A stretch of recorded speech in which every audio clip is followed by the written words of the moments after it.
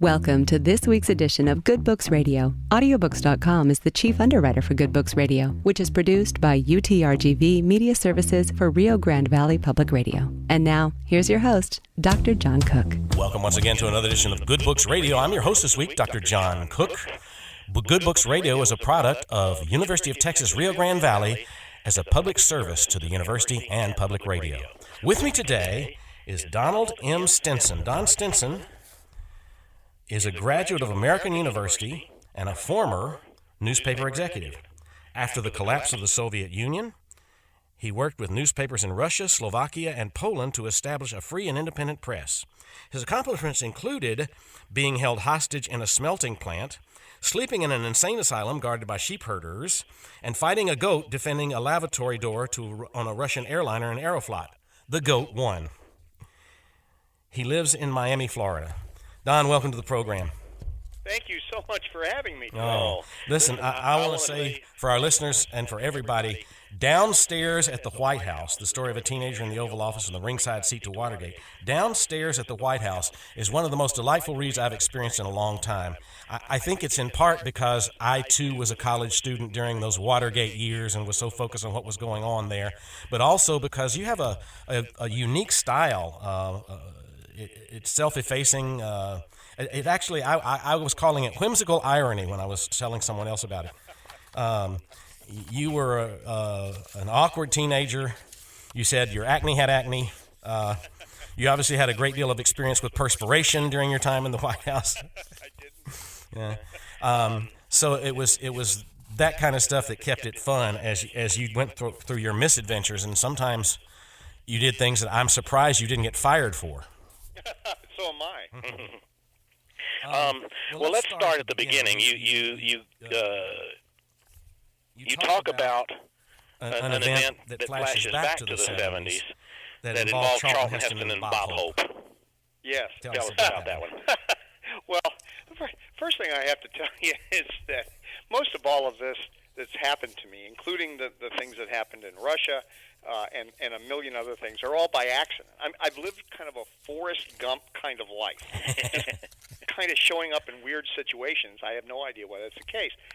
But in this case, I went to American University in the fall of 1972, and I was looking for a job.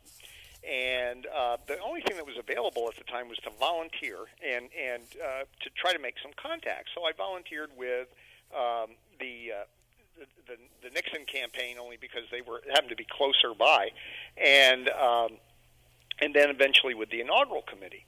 Well, a friend of mine and I happened to get some tickets to one of the inaugural events. This is before I went to work in the White House, and we got some tickets to an inaugural event, and we had brought dates, and we had neglected to feed them before because we were so broke.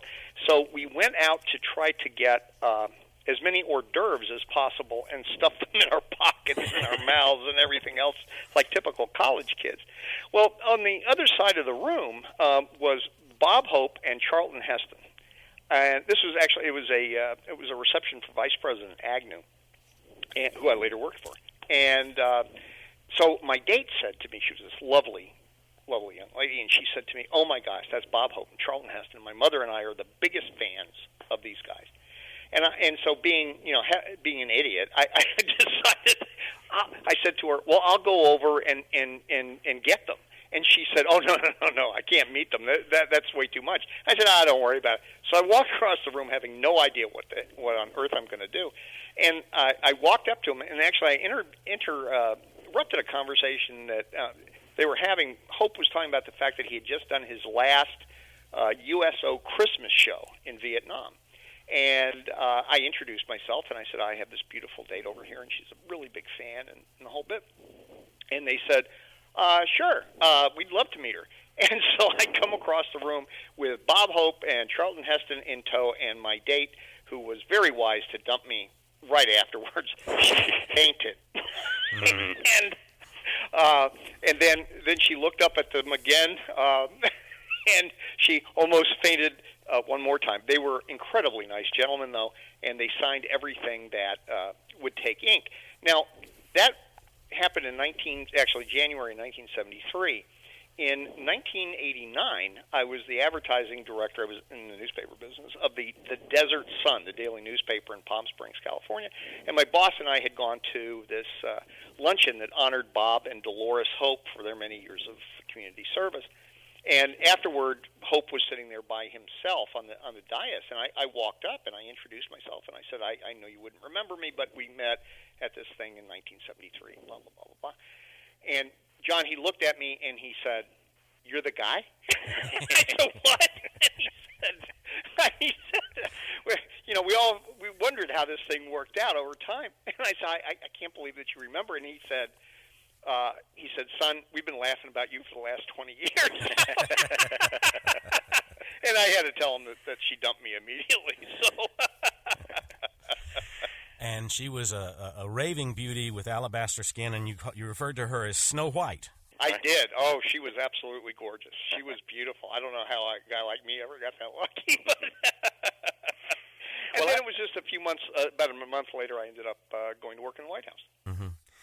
And let's set the context there. You mentioned Vietnam. It was at a peak during the Tet Offensive in '68, but there were still, tens of thousands of people in Vietnam during Nixon's administration until he finally pulled out. And so Nixon's elected in '68, and he at that time said he had a secret plan to end the war, which didn't quite happen right away. And then they worked on Vietnamization in the second term. There was so much social unrest going on around civil rights and women's issues and hippies and yippies and drugs. It was an interesting time to be involved with the administration. What struck me, and part of it's clear from the story you just told, is that you had a lot of chutzpah for a 17-year-old. They still say that now that I'm 63. I have to blame my father. Of all the marvelous things that he taught me, I can remember very clearly right before I went off to college. He looked at me and he said, "Son, remember this: they can't eat you." And what he meant was, go shake hands with people and ask questions and do those kinds of things, because in the end, they might fire you, but they can't eat you. So take a risk. So that's what I did, and I've done that most all of my life. You've taken a lot of risk. I was also taken by the fact that, those of us who were protesting things at that time or part of the social unrest didn't think all that highly of Nixon or Agnew, but you really thought that especially Agnew was a very nice man.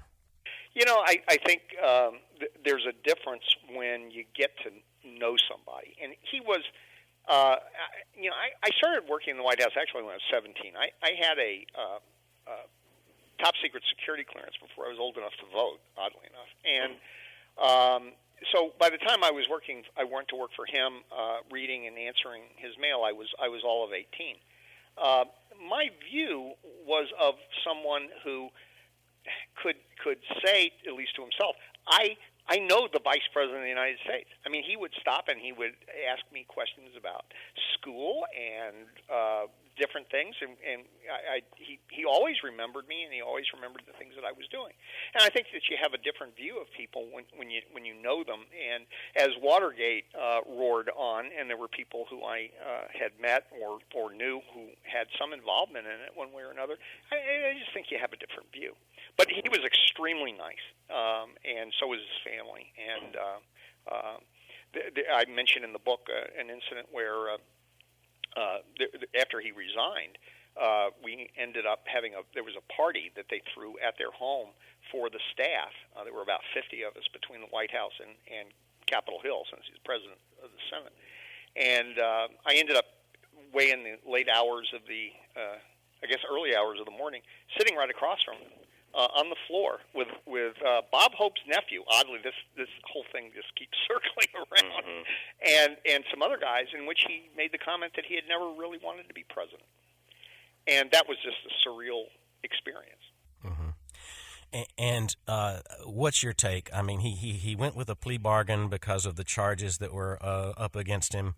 And a lot of people really wanted him to be president, but he finally took that deal and resigned. So do you think he was guilty of his charges? I don't think there's any question. Later the Justice Department posted, or many years later, in the internet, they posted all the documents, and you couldn't look through the documents and not know that he was guilty. And so it was a shame, because at the time I went to work for him, he was the leading candidate for the Republican nomination in 1976. Mm-hmm. Well, let's talk some more about context, because when you were working in the White House, you were like golden because you knew how to operate the copy machine. And back then, they didn't have copiers that fed papers and collated and assembled, the stacks like they do today. That's right. That was the copying frontier. Mm-hmm. Once you became, for people in our age group, you remember the term key operator. Mm-hmm. And I was a key operator. I thought I was the old phrase, the cat's pajamas, mm-hmm. because I actually knew how to take the thing apart and put it back together. Mm-hmm. And this was also the age of the rotary phone tethered to the wall, long before answering machines or cell phones or any of that. And when you were looking for jobs, it was kind of important for you to be near the phone. Absolutely. And I had more than one problem with that, including waiting. And I talk about it. I mean, when I lived in the dormitory, of having nature call very desperately and not being able to leave because I was expecting a phone call from a potential employer because there were no answering machines in those days. Mm-hmm. You remember, you had to be there. So, it was all a very funny period, and I think it's all made funnier by the lack of technology. Mm-hmm. that we had at that time that put us in odd situations. You also had the famous exploding car as your automobile to drive around in, the Ford Pinto. Yeah, I had a Pinto. That didn't say much about me. That was just a horrible thing that Ford Motor Company had foisted on the American people, and the nice thing about this car was that one of the doors wouldn't close, and I had to tie it with rope, and so it was nothing but class and a death trap at the same time. Can't beat that for fun. Yeah. Now, some of the people you worked with in the executive office building that you later learned you worked for the White House, didn't know that right away. Some of the people were very friendly and helpful, and even there was even a security guard that let you in certain places and got you access to see things that other people might not have seen. And then there were the hardliners who weren't very agreeable as well. Yeah, I have to say that I got away with a lot of stuff because I had acne and I looked so young, and I was that I was more like a pet rock than anything else. I mean, I was the kid that in many ways everybody knew but didn't necessarily know my name. I mean, I had the opportunity to go on after I worked for Vice President Agnew to work in the East Wing for Mrs. Nixon all the way through the end of Watergate and the president's resignation and into the Ford administration. I mean, I got to be the backup Easter bunny and saw services that. But on the other hand, and what I've tried to do in the book is to take those things that are poignant and those things that are funny and try to mix them together. Because I was also there at the very end, including the night that Nixon gave his speech to the nation that he would resign. In fact, I happened in, it was another Forrest Gump moment, to help take out the furniture from the Oval Office so that you could get those gigantic cameras back from those days into the Oval Office for his speech that night. Mm-hmm. And actually, earlier that day, I made a major mistake in running, literally, because I walked way too fast. I ran into Vice President Ford as he was going to actually meet with Nixon in the Oval Office for Nixon to tell him that he was going to resign. And what did I say? Excuse me, Mr. President. I was only a day early, but I caught utter hell for it, and probably deservedly so. It was a Freudian slip. I mean, mm-hmm. You knew it was over. So. Well, and interestingly, early on in the story, you talk about how, yeah, you had a job with the executive branch, but you really thought the Hill was where the movers and shakers were, and you tried really hard to get over to the Capitol Hill, even meeting Sam Nunn. who had a very impressive career after that. I mean, he was early in his career in '72, but he never got to the legislative branch. No, never did. They kept closing the doors on me as soon as my little face would show up. I couldn't get in there, whatever. And so ending up working in the White House was completely by accident, because I met somebody who wanted to give up a job that they had as a messenger working for an assistant to the president. And as you referenced, I got the job, and for the first couple of days, I didn't realize that I worked in the White House, because I was in the old executive office building, and which is it's all part of the White House complex. But I didn't realize. I mean, I was 17. I had no idea. And but later on, I kind of got the run of the place, and at least on the first floor, from the east wing to the west wing, and the old executive office building. So I was able to see a lot and meet a lot of people who were absolutely fascinating, including Frank Sinatra, who I spilled ice water on, and he forgave me. So I'm still around to talk about it. Fortunately, you didn't spill a lot of water on him, because you No. Yeah. Now, there were some people who had been around forever that you got to know and helped you get more of the run of the White House. What was his name? Jeff? Yes, there was a. God, he was such a fascinating guy. He had come to the White House originally with Eisenhower. The short version of the long story is that he had been Bobby Jones' chauffeur in Georgia, the golfer, and met Dwight Eisenhower when Ike was playing golf in Augusta. And when the war started, Bobby Jones suggested to Ike that he take Fred Jefferson as a valet, and he served there. And then he went on to he stayed in the White House for all the way into the Carter administration. He had seen everything, and one of the wonderful things that he did, he was a really wonderful man, is on the day, a couple of days before Nixon resigned, he said, he came down this little cubbyhole I was in the East Wing, and he said, "Come with me." And we walked up the stairs, and we went into the East Room. And at that time, Pennsylvania Avenue was open to traffic, and there were protesters and people blaring horns saying, honk if you should be impeached, and it was just an incredible cacophony. And Fred said, "I want you to look out there and remember this." And I looked out, and I turned to him and I said, "Fred, why'd you bring me here?" And he said, "Because you're going to remember this for the rest of your life, because this is what a democracy looks like." Wow. And he was a Butler the entire time, who had this incredible view of history and had lived through an enormous amount of it.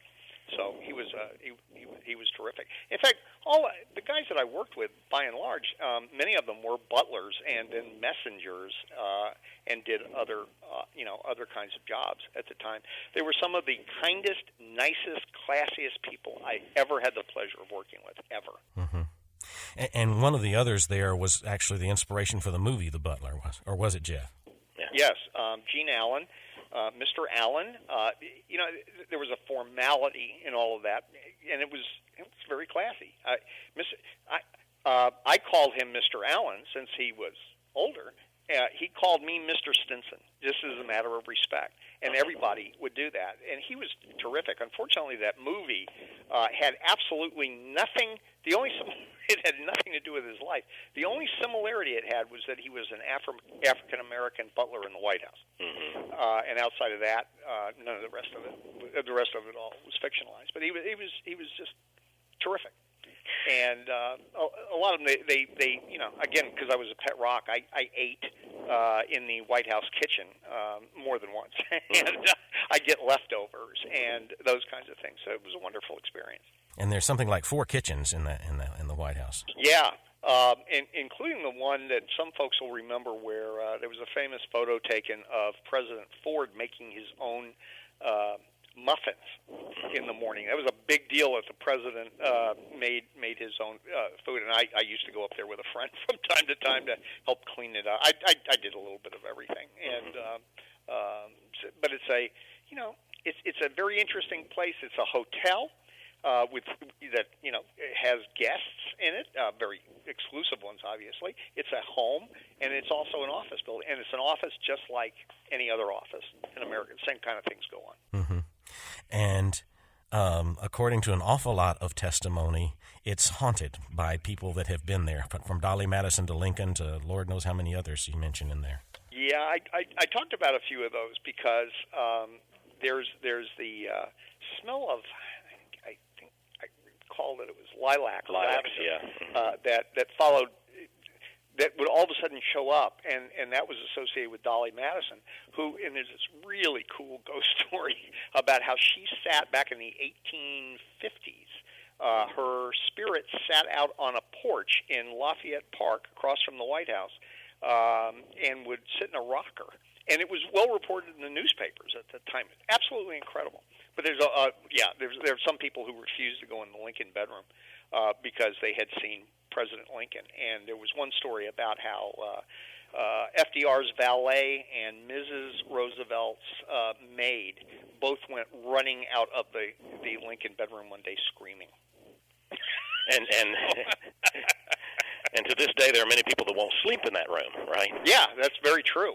That there are, there's just something. I think part of it is the history that's overwhelming. But there are 1,000,001 different stories, and many of them have never surfaced in the public. One I wrote about was about a Secret Service agent, allegedly seeing the visage of President Kennedy and being very surprised by it and pulling his weapon, actually, one night. It's all sorts of stuff. Well, speaking of pulling his weapon, let's go to when a security guy saw a tall figure in the shadows and pulled his automatic weapon, and we almost lost President Johnson after we had just lost President Kennedy, right, within a few days. That happened as well. I talked a little bit about that. The night of President Kennedy's assassination, President Johnson lived in a place called the Elms in northwest Washington. That was the estate, essentially, that he had. And at some point late in the evening, he decided to go out and just take a walk. And so he headed out the door, and a Secret Service agent, not knowing who it was, all of a sudden saw that. Everybody was on edge. I remember as a kid, but you can only imagine how much everybody was on edge, and he lifted a machine gun right at LBJ, who they said, swallowed real hard, to say the least. So yes, we almost lost President Johnson in all of that. And then, that's one of the things that I try to put in the book. There's a million of these little stories, and they're fascinating in their own right, of things that happened during that time, and I'm sure that, and they're obviously collecting. They've collected since, and they will collect again in the future. But all these little oddities of things that have happened in that place and around the presidency that are just very funny. Well, another one that I found amusing was Nixon's Wilson desk. Yes, the one that wasn't it belonged to a vice president, Wilson. He thought that, and a lot of people thought that it had belonged to Woodrow Wilson, who he was a huge Woodrow Wilson fan. Even had Wilson's portrait put in the cabinet room. And somebody one day figured out, no, that's not the one that President Wilson used. It was used by a vice president who ended up dying. He caught cold in a bathtub in the Capitol and ended up dying. It's a very weird story.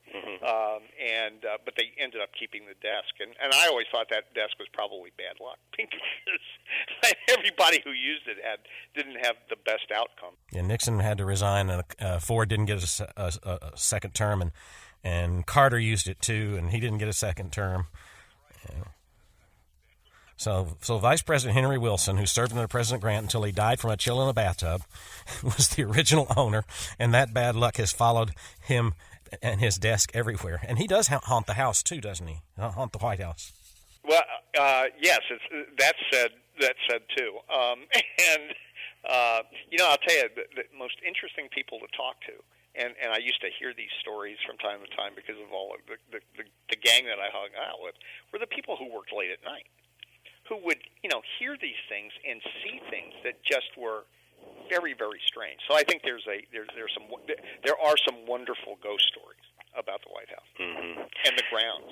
Yeah, I can well imagine, and I wouldn't be surprised if I finally saw my first ghost if I went to the White House at night there. So, you know.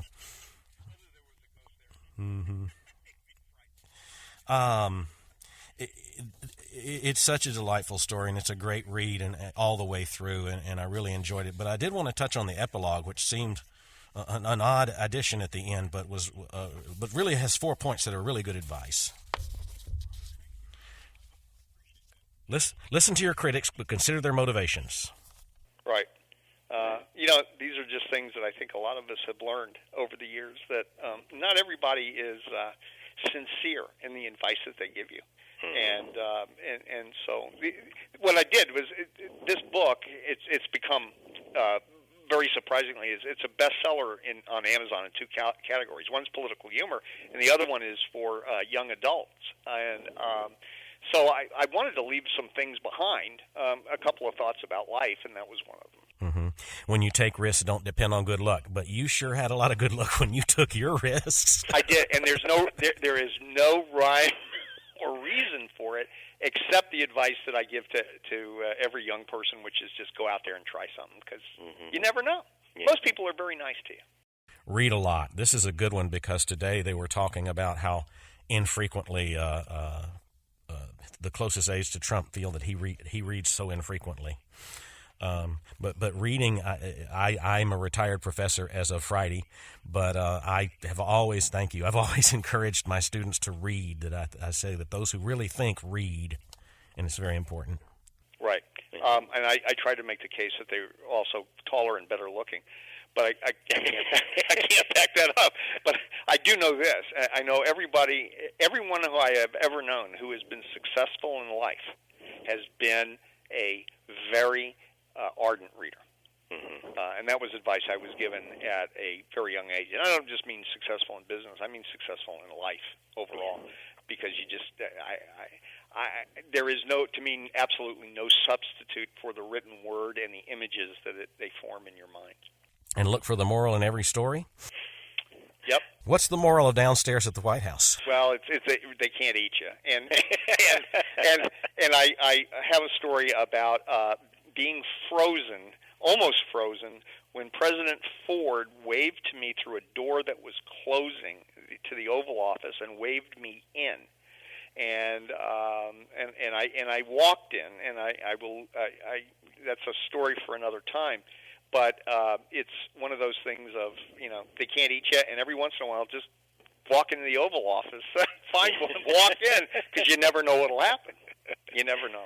Such a delightful read. I'm encouraging all of our listeners to pick up Downstairs at the White House. Obviously, if it's a bestseller on Amazon, you can get it there. It's published by Eastern Harbor Press. We've been talking with Don Stinson about his years at the White House during Watergate.